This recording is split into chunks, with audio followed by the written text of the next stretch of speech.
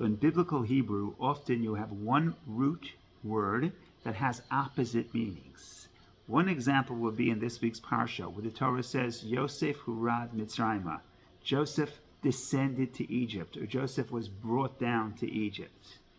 That same word, hurad, was brought down, the Medrash teaches, comes from another biblical word, same root word, vayerd, which means to rule. So now we have two opposite meanings. On the surface, the verse says Joseph descended to Egypt, meaning descended was brought down as a slave, subjugated.